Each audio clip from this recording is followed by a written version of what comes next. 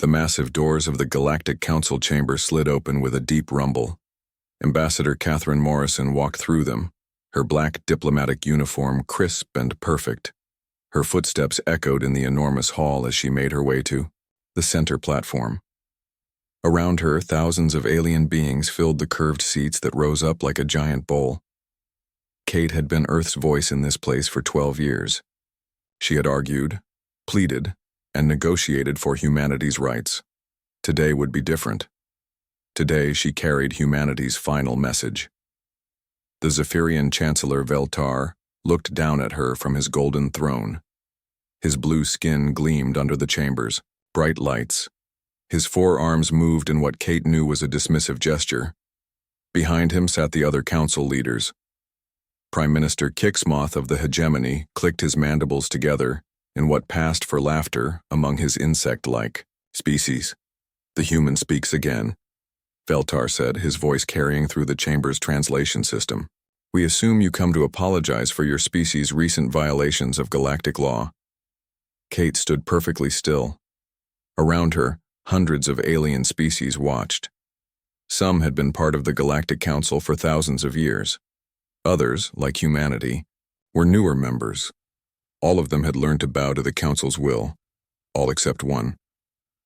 "I come with a message from the United Earth Federation," Kate said. Her voice was calm and clear. "We formally protest the Terran Quarantine Zone expansion." Murmurs filled the chamber. The quarantine zone was an area of space around Earth where humans were allowed to exist. For 30 years, it had been their cage. Last week, the Council had made it smaller. "Humans will not establish colonies beyond designated boundaries," Kixmoth said. His translator made his clicking sounds into words. "This is law. Your species is too young, too dangerous. You have not proven yourselves worthy of expansion."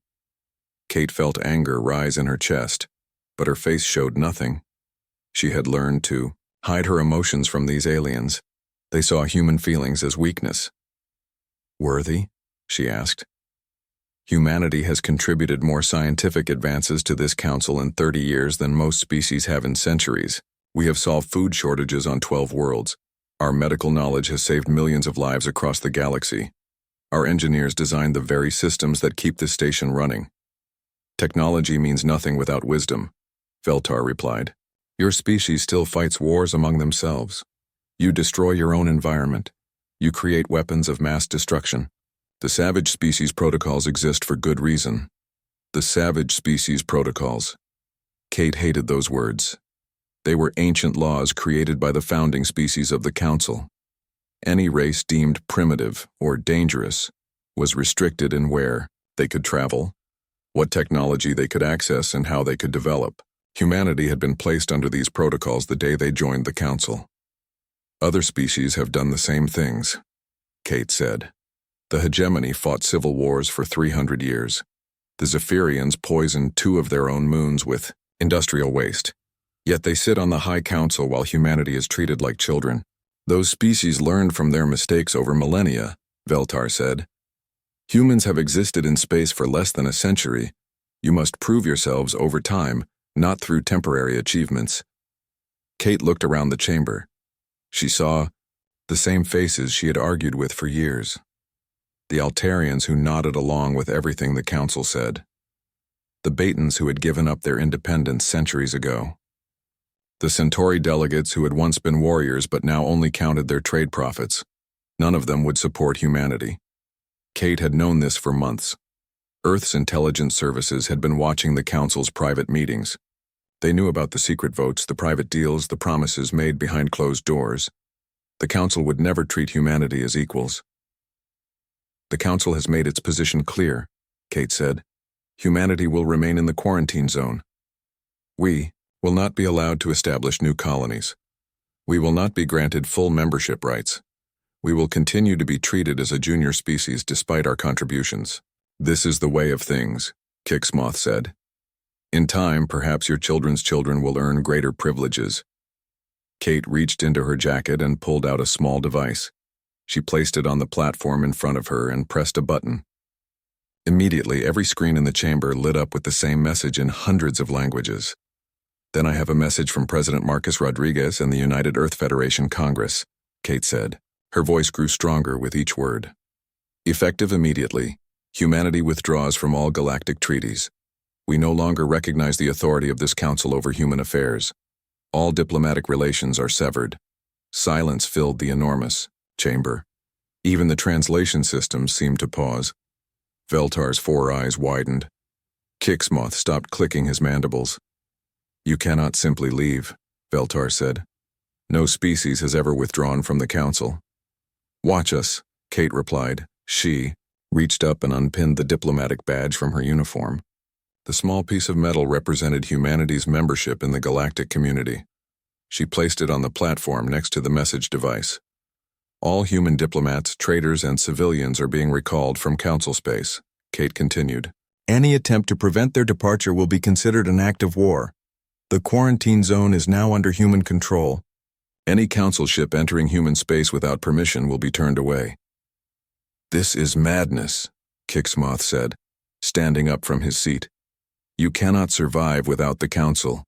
Your technology, your trade routes, your very existence depends on galactic cooperation. Kate smiled for the first time since entering the chamber. It was not a friendly smile.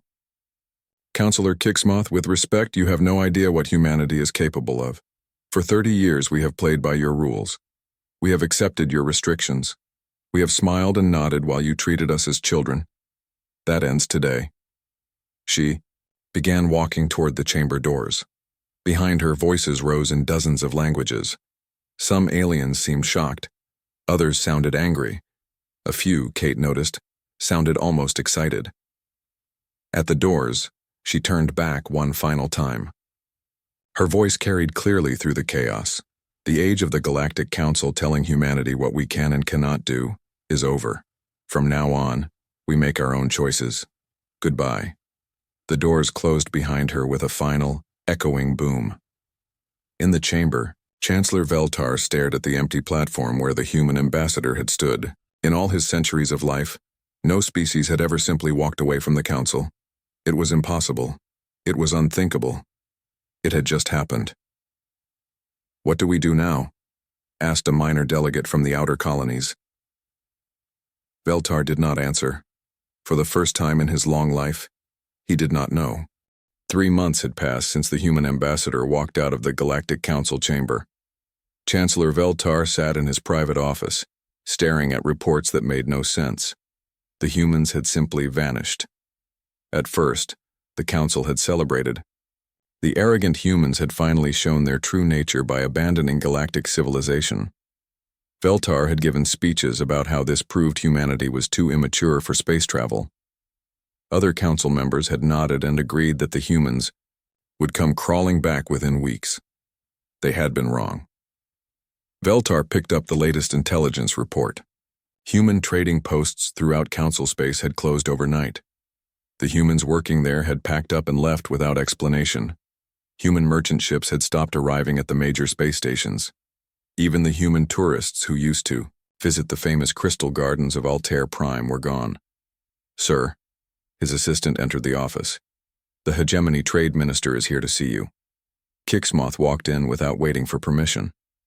The insect-like alien's usual clicking sounds were faster and more agitated than normal.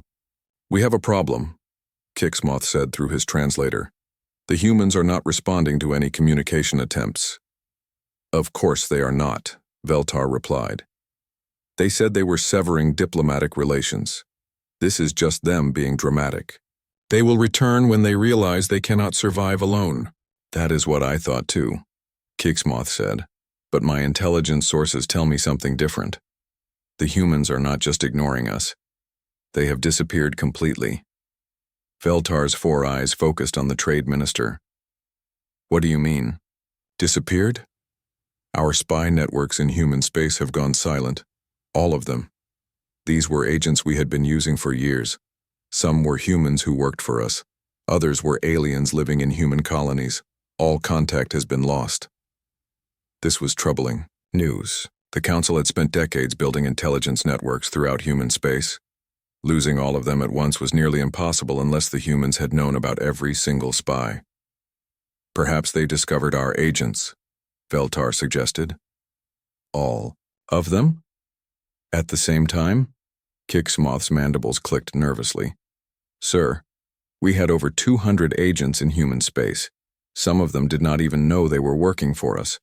The humans would have needed perfect intelligence to find them all. Veltar stood up and walked to the large window that looked out over the council station. Ships from dozens of species moved through the space lanes around the station. But he noticed something that had been bothering him for weeks. There were no human ships among them. What about their colonies?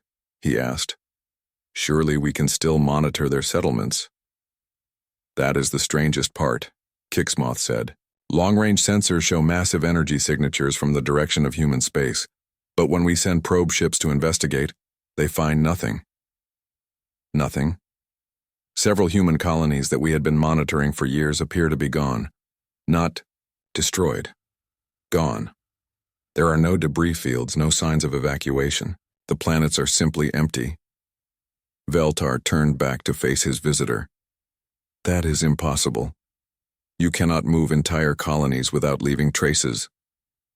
I know it is impossible, Kixmoth replied. But it is happening. On the other side of the galaxy, Commander Lucas Turner stood on the bridge of the UES Pathfinder. His ship was the last human vessel operating in Council space, and he was not here to trade or explore. He was here to rescue people.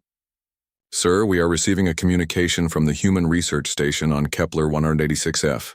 His communications officer reported. They are ready for pickup. Good, Luke replied. How many? 43 scientists and their families. They have been waiting for us for 2 weeks. Luke nodded. The evacuation of human civilians from Council space had been going on for months.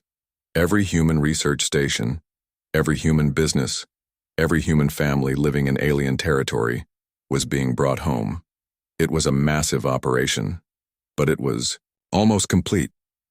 Sir, his tactical officer called out. We have company. 3 Zephyrian patrol ships are approaching.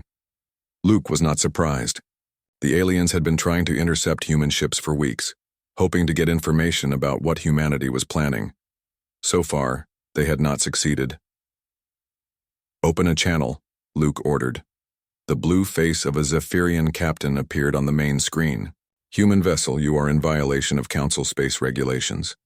You must submit to inspection. Negative, Luke replied calmly. We are conducting a humanitarian mission to retrieve human civilians. We will not submit to inspection. You have no choice, the Zephyrian said. Council law requires all ships to submit to inspection when requested. We no longer recognize Council law, Luke said. We are retrieving our people. Do not interfere. The Zephyrian captain looked confused. This was not how humans usually responded to Council authority. In the past, humans had always followed the rules, even when they disagreed with them. If you do not comply, we will use force, the alien warned. Luke's expression did not change. I would not recommend that course of action. Something in the human's voice made the Zephyrian pause. There was no fear there, no uncertainty, just cold confidence. Stand down, human, the alien said, but his voice was less certain now. Negative. We are leaving now. Do not follow us. The Pathfinder's engines suddenly flared with a brightness that made the Zephyrian ship's sensors scream warnings. In seconds, the human ship was gone, moving faster than should have been possible with known technology. Back on the Council station, Dr. Lisa Yamamoto was having a very bad day. The hegemony scientist had been studying the biological samples that humans had shared with the Council over the years. What she had found kept her awake at night. The data makes no sense, she told her research team. According to these samples, humans should not be able to survive in half the environments where we know they have colonies. Her assistant, a young betazoid named Krell, looked up from his computer. Perhaps the samples were contaminated? No, Lisa said. I have checked and rechecked. These samples are accurate, but they do not match what we observe in human populations. What does that mean? Lisa stared at the data on her screen. It means the humans were lying to us. They gave us false biological information. They wanted us to underestimate their capabilities. But why would they do that? I do not know, Lisa admitted, but I am beginning to think we never really understood humans at all. In the council chamber, emergency sessions were being called almost daily. Reports kept coming in that made no sense. Human colonies that had been under council observation for decades were simply gone. Human trade routes that had been active for years were abandoned. Human ships that should have been easy to track had vanished completely. Perhaps they are preparing for war, suggested the Altarian representative. With what? Veltar asked. Human military forces are small and poorly equipped compared to council fleets. They could not possibly threaten us. Then where are they? Asked another delegate. No one had an answer. The truth was beginning to dawn on the council members, though none of them wanted to admit it. For 30 years, they had believed they understood humanity. They had thought the humans were just another junior species, eager to please and desperate for acceptance. They had been wrong about everything. As the weeks passed, the silence from human space grew more ominous. The council had expected anger, threats, demands for negotiation. Instead, they got nothing. The humans had simply vanished, leaving behind only questions and growing fear. Chancellor Veltar stood at his office window, watching the space lanes around the council station. For the first time in centuries, he felt something he had almost forgotten. He felt afraid. The alarm bells in the Galactic Council's defense center had been ringing for 3 hours straight. Deep space sensors had detected something that should have been impossible. Human ships were moving through space at speeds that broke every law of physics the Council knew. Admiral Zektar of the Council fleet stared at the sensor readings with all 4 of his eyes. The numbers made no sense. According to the data, human ships were traveling at nearly 10 times the speed of the fastest Council vessels. Run the scans again, he ordered his sensor operator. Sir, I have run them 6 times, the young Altarian replied. The readings are correct. Human vessels are using some form of propulsion we have never seen before. Zektar's mind raced. For 30 years, the Council had believed they understood human technology. Human ships were fast but not exceptional. Human weapons were effective but not superior. Human defenses were adequate but not impressive. Everything the Council had believed was apparently wrong. Where are these ships going? He asked. That is the problem, sir, the sensor operator said. They appear to be heading for systems we thought were unreachable. Some are moving toward the galactic rim. Others are going into the dangerous zones we marked as off-limits centuries ago. On the bridge of the UES Defiance, Captain Rachel Sullivan watched the stars blur past at impossible speeds. Her ship was humanity's first publicly revealed quantum-fold dreadnought, though it was far from their most advanced vessel. The quantum-fold drive allowed them to bend space-time itself, making journeys that should take months happen in hours. Captain, her navigation officer called out. We are approaching the Kepler 442 system. Excellent, Rachel replied. Open a channel to the mining colony on the second planet. The face of a desperate-looking hegemony administrator appeared on the main screen. Behind him, Rachel could see other aliens in what looked like a panic. Human ship, this is Administrator Vex Cole of Mining Station Omega-7. We did not expect to see any human vessels in this system. We received a communication from your workers, Rachel said calmly. They requested protection from hegemony exploitation. That is impossible, Vex Cole said. These workers are bound by legal contracts to the hegemony. They cannot simply request protection from another species. They can and they did, Rachel replied. We are here to offer them a choice. They can continue working under hegemony control, or they can accept human protection and fair treatment. You have no authority here, Vex Cole said, his voice rising. This system is under hegemony control. Leave immediately or face the consequences. Rachel smiled. It was not a warm smile. Administrator, I suggest you check your long-range sensors. Vex Cole turned to speak to someone off-screen. Rachel watched his face change as he received the sensor data. His compound eyes widened in what she recognized as fear. How many ships do you have? He whispered. Enough, Rachel replied. Now, shall we discuss the terms of the workers' protection, or would you prefer to explain to your superiors how you lost an entire mining operation? On Earth, General Anthony Castellanos stood before the Global Security Council in a meeting room deep beneath the Pentagon. The men and women around the table represented every major nation on Earth, and they were all learning the truth for the first time.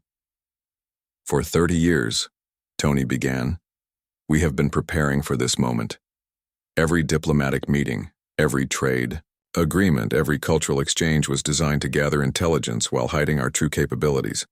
The Russian representative leaned forward. You mean we have been lying to the aliens all this time?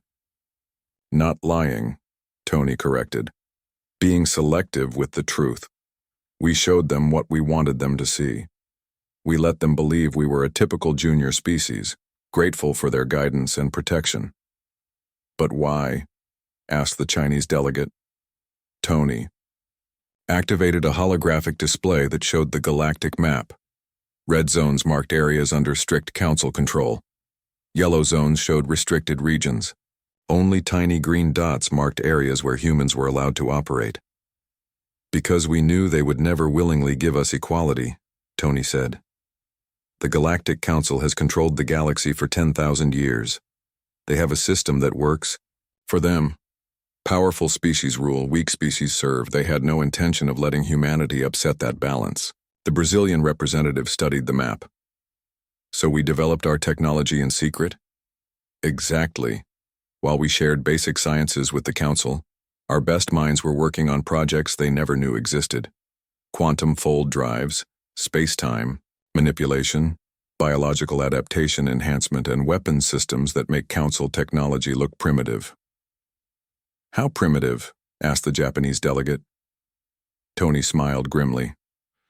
Their fastest ships can cross the galaxy in 6 months. Ours can do it in 6 days. Their most powerful weapons can destroy a city. Ours can move planets. Meanwhile, on the Council station Nexus Prime, Chancellor Veltar was experiencing his first real panic in centuries. Reports were flooding in from across Council space. Human ships were appearing in systems that should have been impossible to reach. Worse, they were not just exploring. They were establishing colonies. Sir, his aide rushed into the office. We have a situation on Kepler 442b. What kind of situation? The mining workers have declared independence from the hegemony. They are requesting human protection. Veltar's 4 arms began waving in agitation. That is ridiculous. Workers cannot declare independence. They are bound by contract. The humans do not seem to care about our contracts, sir. A human fleet has arrived to support the workers.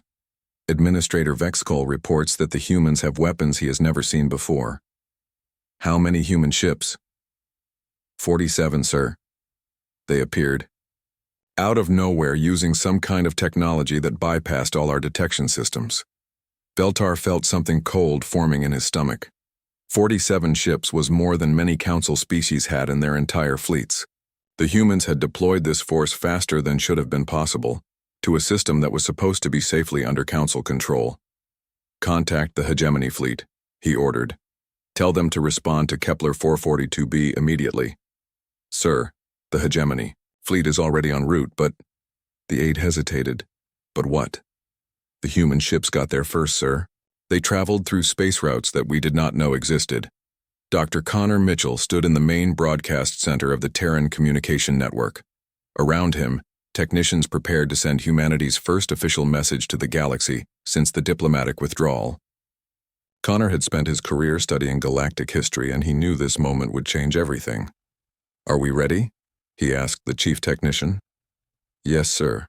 We can reach every inhabited system in the galaxy. Connor nodded and stepped in front of the cameras. In a few moments, his face would appear on screens across thousands of worlds. Citizens of the galaxy, he began, his voice calm and confident. I am Dr. Connor Mitchell, speaking on behalf of the human species and our allies. For 10,000 years, the Galactic Council has told you that their way is the only way. They have said that compliance means survival, that questioning authority means chaos. He paused, letting his words sink in. They have lied to you. The galaxy is vast enough for all species to thrive, strong enough to support countless different ways of life, rich enough to provide for everyone without requiring some to serve others. Across the galaxy, beings who had never heard such words before stopped what they were doing to listen. Today, humanity offers an alternative. We invite any world, any species, any individual who seeks freedom to join us, not as subjects, not as junior partners, but as equals. The age of the Galactic Council is ending. The age of freedom is beginning. As Connor's message spread across the galaxy, something remarkable began to happen. On worlds that had been forced into council membership centuries ago, people began to whisper about independence. Species that had been told they were too primitive for self-governance began to question that judgment. The Tauri Collective, which the council had believed was extinct, announced their survival and their alliance with humanity. The Meridian Federation, supposedly destroyed in a war 300 years ago, revealed that they had been hiding in the Outer Rim, protected by human technology. Chancellor Veltar watched the reports with growing horror. Everything the council had built over millennia was beginning to collapse, and it was all because they had underestimated one species. The humans had not just left the galactic community, they had been preparing to replace it. "Sir," his aide said quietly, "what are your orders?" For the first time in his long life, Veltar had no answer. The rules that had governed the galaxy for 10,000 years no longer applied. Everything had changed, and it had changed because the council had made one fatal mistake. They had believed their own propaganda about human weakness. They had convinced themselves that humanity was just another primitive species that could be controlled and contained. They had been catastrophically wrong. Intelligence Director Stephanie Brooks stood in the deepest vault beneath the Pentagon, surrounded by files that had been classified for over 50 years. Today, she was about to reveal secrets that would shake the galaxy to its core. "Are you sure about this?" asked President Rodriguez through the secure communication link. "Yes, sir," Stephanie replied. "It is time the galaxy learned the truth about the Galactic Council." She activated the holographic display system. Images began to appear in the air around her. Ships, planets, and most importantly, faces. Alien faces that the galaxy believed were gone forever. 63 years ago, Stephanie began, humanity received its first contact from an alien species. But it was not the Zephyrians as the official records state. It was the Ethereals. The hologram showed a graceful, luminous being with large, gentle eyes. The Ethereals had been a peaceful species known for their advanced healing abilities and their beautiful art. "The Ethereals contacted us because they were desperate," Stephanie continued. "The Galactic Council had declared them a threat to galactic stability. Their crime was refusing to share their healing technology with the Council military forces." President Rodriguez's voice was quiet. "What happened to them?" "Officially, they were extinct. The Council reported that they had died from a plague that swept through their home system. But the Ethereals had managed to send a warning to us before the Council forces arrived. They told us what really happened to species that refused to obey." The hologram changed to show massive Council warships surrounding a beautiful blue-green world. Then the image shifted to show the same world, lifeless and burned. "The Council exterminated them," Stephanie said. "Every man, woman, and child." Then they spread the story about a plague to explain why the Ethereals had vanished. But some survived? A few. The Ethereals had hidden a small group of their people on a moon in the Outer Rim. They contacted us, begging for help. That was when humanity learned what the Galactic Council really was. The hologram showed human ships in the darkness of space rescuing the few remaining Ethereals. Then it showed something else, hidden bases, secret colonies. Thousands of beings from dozens of species. "We have been protecting them ever since," Stephanie said. "The Ethereals, the Keepers, the Wanderers, the Songmakers, all species the Council claimed were extinct. All species whose only crime was wanting to live free." On the quarantine world of Sanctuary 7, Captain Daniel Murphy checked his stealth suit one final time. His team had trained for this mission for 3 years. Today, they would rescue beings that the galaxy thought were dead.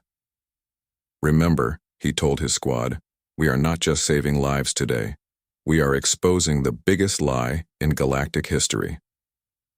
The Council had established Sanctuary 7 as a prison world for beings they considered too dangerous to execute, but too valuable to waste. The official records listed it as a research station. The reality was very different. Daniel's team used human cloaking technology to approach the planet unseen. Their ship could bend light around itself, making it invisible to all known sensors. It was technology the Council had never imagined possible. "Sir," his pilot whispered, "we are approaching the main compound." Through his helmet display, Daniel could see the prison complex. It looked like a research facility from the outside, but the energy barriers and guard towers told a different story. Inside those walls were the last survivors of 6 different species. "Execute the plan," Daniel ordered. Human technology made the rescue almost easy. They disabled the energy barriers with devices that made the atoms simply stop working. They put the guards to sleep with gas that worked on any oxygen-breathing species. They opened the prison cells with tools that could manipulate matter at the molecular level. "Who are you?" asked an ethereal elder as Daniel's team led her to safety. "We are humans," Daniel replied. "We are here to take you home." The ethereals, large eyes filled with tears. "We thought humanity was just another council species. We thought you would abandon us like all the others." "Never," Daniel said firmly. "We have been preparing for this day for over 50 years. Back on the council station, Chancellor Veltar was reading reports that made him feel sick. The rescue of Sanctuary 7 had been broadcast across the galaxy. Every being with access to communication networks had seen the truth about the Council's secret prison. But that was not the worst part. The worst part was what the humans had revealed next. Dr. Connor Mitchell appeared on screens throughout Council space once again. This time, he was not alone. Standing behind him were representatives of 12 species the Council had reported as extinct. "Citizens of the galaxy," Connor said, "you have been lied to for centuries. The Galactic Council has told you that these species died from natural causes. Wars, plagues, cosmic disasters, all lies." The camera focused on each alien face as Connor continued. "The ethereals were exterminated because they refused to weaponize their healing technology. The keepers were destroyed because they would not share their knowledge of ancient artifacts.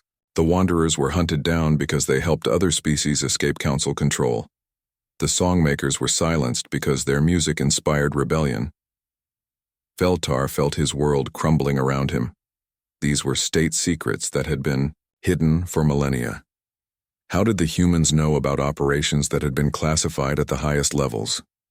"The Council has ruled through fear and murder for 10,000 years, Connor continued. "They have convinced you that compliance means survival. They have made you believe that questioning their authority leads to destruction. Today you learn the truth. The only thing that leads to destruction is trusting them." Across the galaxy, revolutions began. The Tauri Collective announced that they had been hiding in the galactic rim for 3 centuries, protected by human technology. The Meridian Federation revealed that their supposed defeat in the War of 7 Suns had been staged, with human help, to allow them to escape council tyranny. On the industrial world of Nexus 4, workers who had been enslaved for generations suddenly found human ships in orbit offering them freedom. On the agricultural world of Harvest Prime, farmers who had been forced to give 90% of their crops to the Council received weapons and shields from human allies. The Council's carefully maintained order was collapsing faster than anyone had thought possible. Prime Minister Kixmoth rushed into Veltar's office without ceremony. The insect-like alien's usual composure was completely gone. "We have lost contact with 47 systems," he reported. "All of them have declared independence and requested human protection." "How is this possible?" Veltar asked. "These systems are scattered across the galaxy. The humans could not have reached them all." "They have been planning this for decades," Kixmoth replied. "Our intelligence services have found evidence of human agents on hundreds of worlds. Not spies, but helpers. Humans who were teaching local populations about technology, about medicine, about freedom. Veltar understood now. While the Council had been congratulating themselves on controlling humanity, the humans had been building a network of allies. Across the galaxy, they had been preparing for revolution. Sir, Veltar's aide entered the office. The Council is demanding an emergency session.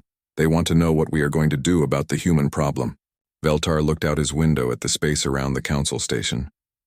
For the first time in centuries, he saw ships that were not flying Council flags. Independent vessels from worlds that had declared their freedom. Ships that had come to see if the stories about human protection were true. "What can we do?" he asked quietly. "How do you fight an enemy that has been preparing for 50 years? How do you control people who have seen that freedom is possible?" Kixmoth had no answer.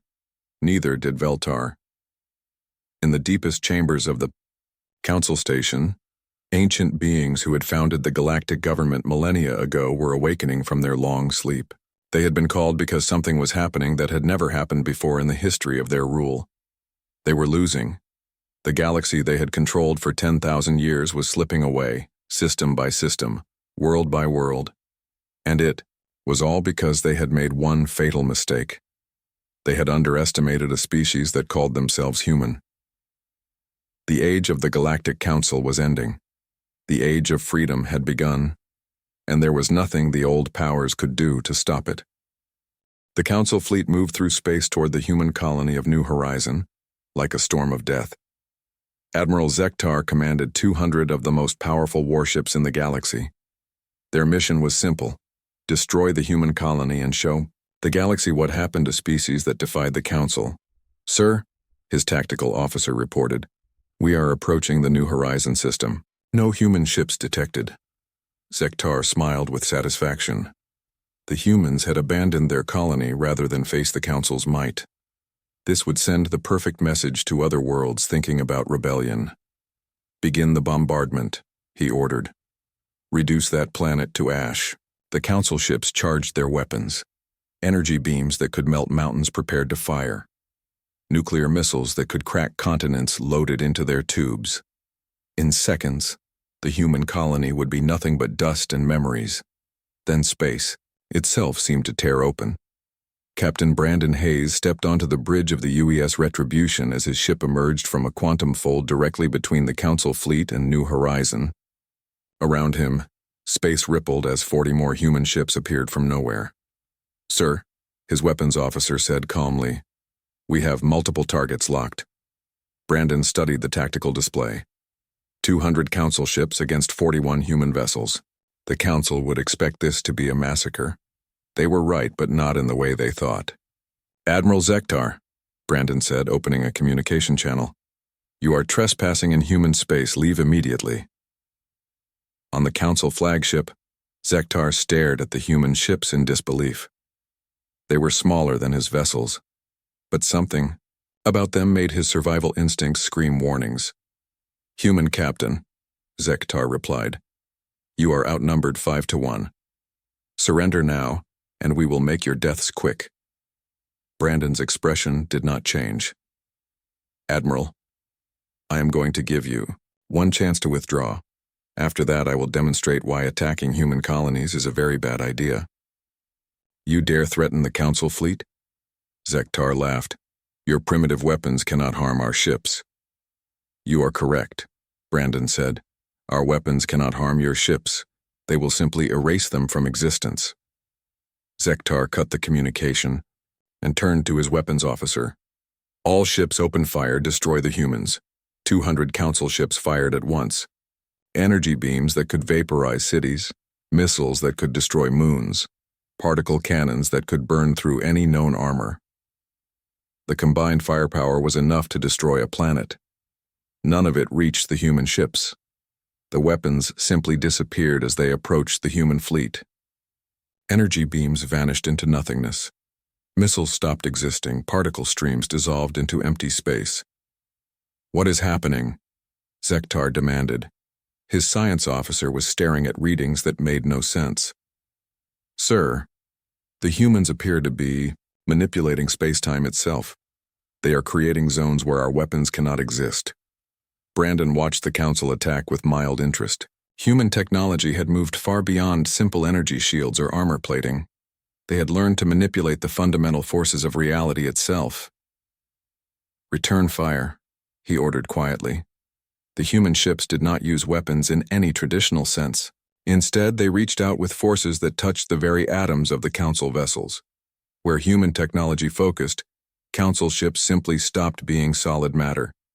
The flagship of the Council fleet began to dissolve, not explode, not burn, but simply cease to exist as a physical object. The atoms that made up its hull forgot how to hold together. The energy that powered its systems forgot how to flow. Within 30 seconds, 200 Council warships had been reduced to clouds of harmless particles floating in space.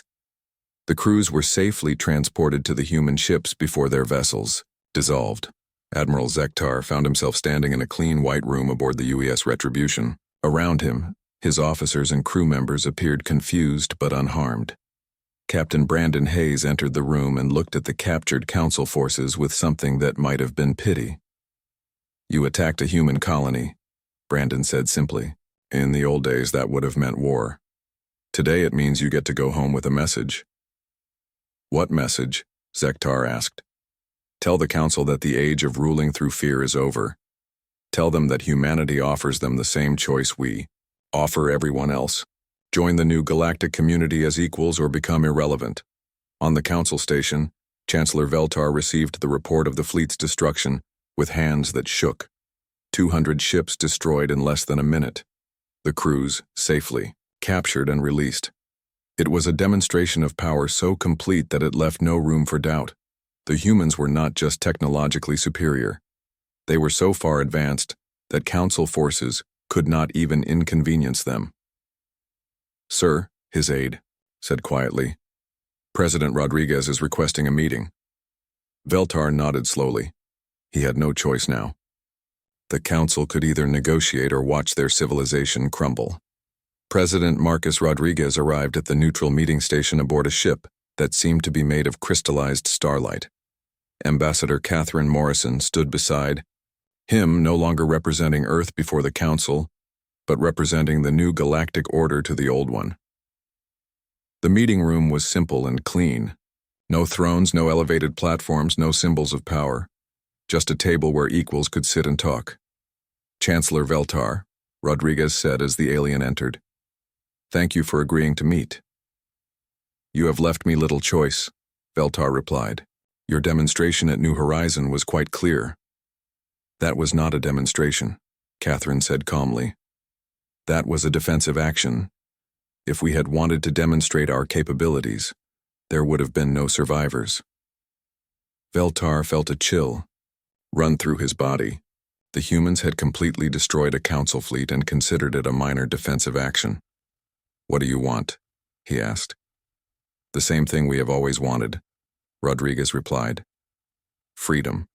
The right to live, grow, and develop without interference. The right to help other species do the same." "And the Council?" "The Galactic Council as it exists today is finished," Catherine said. 10,000 years of rule through fear and oppression end now. But the individual species that made up the Council are welcome to join the new galactic community. "As equals?" Veltar asked. "As equals," Rodriguez confirmed. "No more master races, no more servant species, no more genocides disguised as natural disasters. Everyone gets a voice, everyone gets a choice."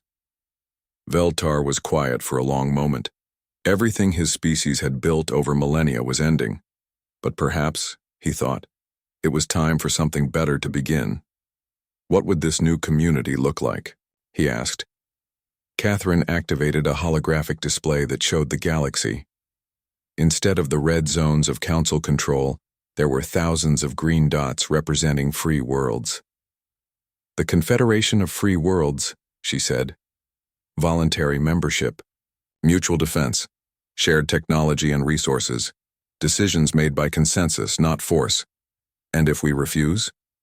Then you are free to continue as you are," Rodriguez said. "But you will do so alone. The galaxy has seen what freedom looks like. Most worlds are choosing it." On the planet Liberty Prime, the first Galactic Congress of Free Worlds was meeting in a building that looked nothing like the old Council chamber. Instead of thrones and elevated platforms, There were simple chairs arranged in a circle. Instead of a few powerful species ruling over many weak ones, there were representatives from 300 worlds sitting as equals. Dr. Benjamin Carter watched his daughter Ashley prepare for her new assignment.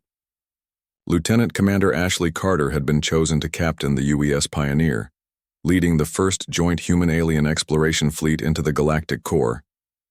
"Are you ready for this?" Ben asked. Ashley smiled. "Dad, our species went from being trapped in a quarantine zone to leading a galactic confederation in less than a year. I think we can handle exploring some new star systems." "Just remember," Ben said, "we are not conquerors, we are not rulers, we are explorers and friends." "I know," Ashley replied. "That is what makes us human." As the UES Pioneer departed Liberty Prime with its crew of humans, former ethereals, rescued wanderers, and dozens of other species, the galaxy watched with hope instead of fear. For the first time in 10,000 years, the galaxy was truly free. The Galactic Council had panicked when humans severed diplomacy. They had been right to panic. Humanity had not just left their civilization. Humanity had replaced it with something better. In his private quarters aboard the Council station, Chancellor Veltar made his decision. He activated his personal communicator and requested a meeting with the Confederation representatives. It was time to join the future. The age of the Galactic Council was over. The age of the Confederation of Free Worlds had begun, and at its heart was a species that had once been dismissed as primitive and savage. The humans had proven that sometimes the best way to change the galaxy was to stop asking permission and start showing what was possible.